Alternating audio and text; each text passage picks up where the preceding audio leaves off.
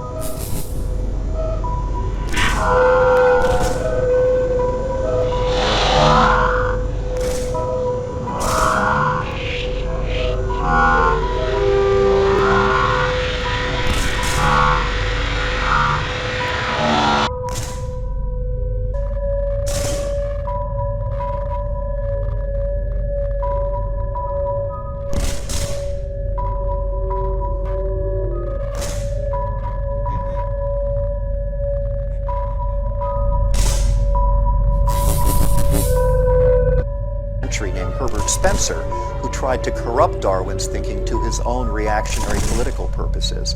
What Darwin talked about was natural selection, which means that the individual organism that's best able to adapt to a changing environment is more likely to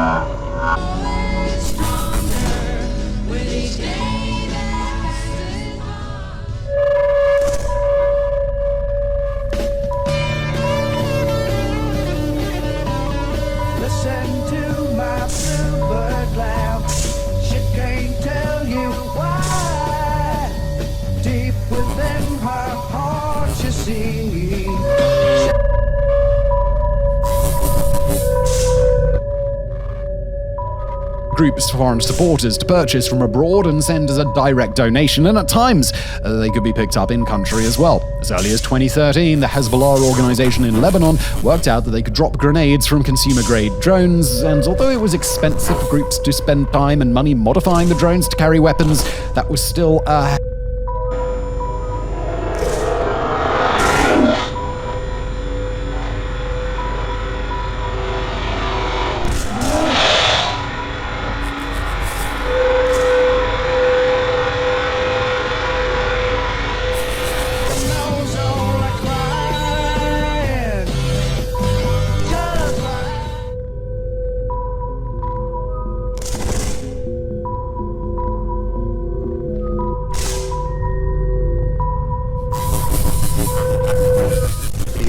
to survive and reproduce.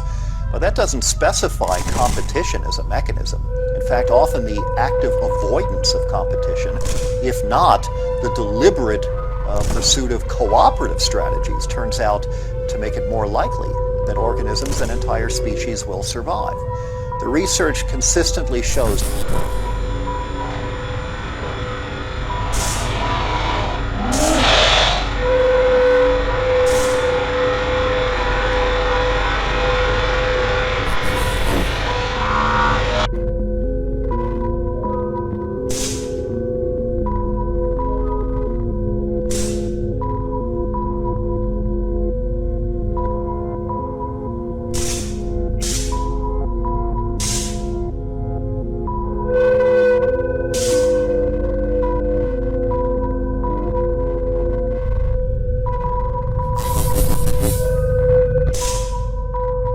hell of a lot less expensive than finding manned aircraft or sophisticated UAVs.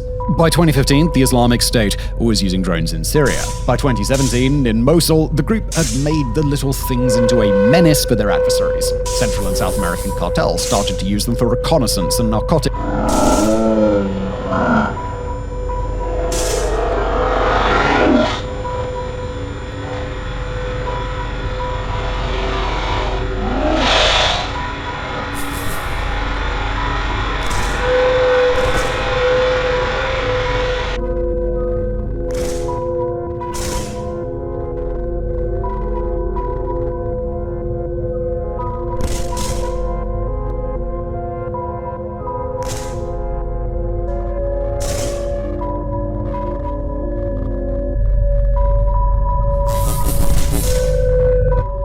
competition not only isn't necessary for excellence, but tends to impede excellence on most tasks. And the more challenging the task, the more ingenuity, problem-solving skill it requires, the more competition tends to disrupt that achievement.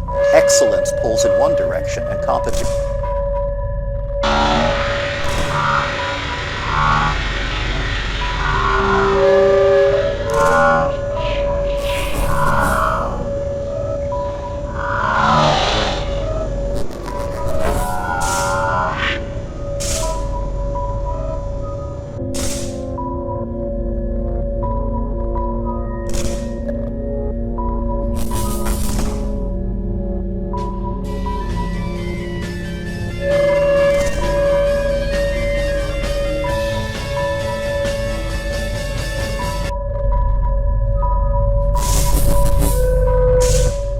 smuggling, and in 2018, Venezuelan President Nicolas Maduro came under attack by a pair of commercial drones in an assassination attempt.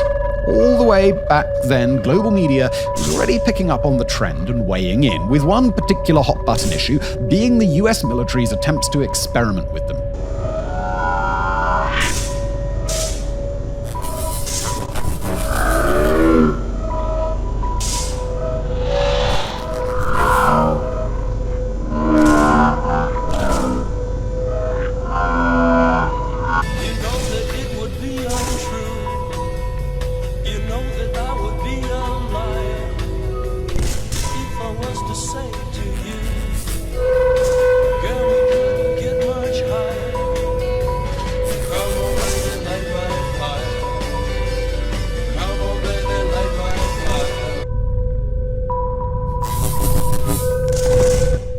pulls in another.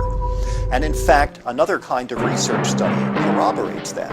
If you take a whole bunch of people and give them a task to do, some kind of problem to work out, and half of them are told, see if you can figure out how to do this task. And the other half are told,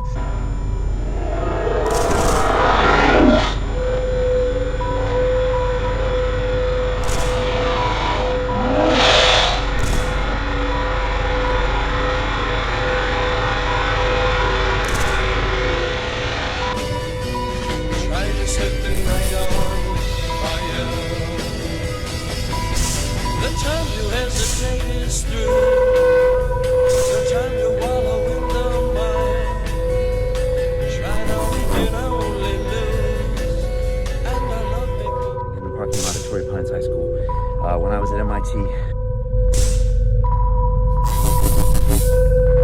Those attempts were halted due to cybersecurity risks, but by 2017, analysts were weighing in on both sides of the issue, with many arguing that if drones were ignored, then they'd only become a bigger problem. National security outlet Defense One published an article in that same year titled, "I Could Kill You with a Consumer Drone," citing private research from the previous year that showed a rapid increase in the use of drones in combat zones by terrorist insurgencies. But in a newly emerging situation,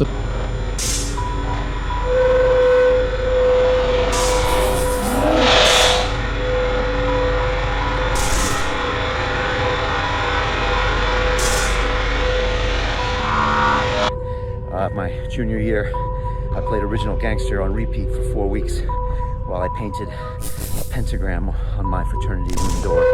Yeah, it had a goat and everything. He's always been there for me.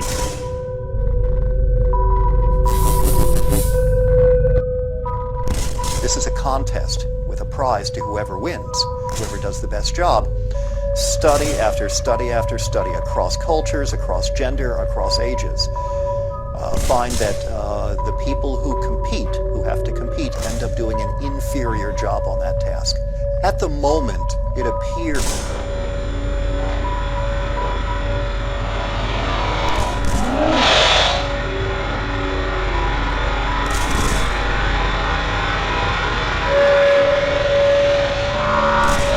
and I've always used his lyrics and recited.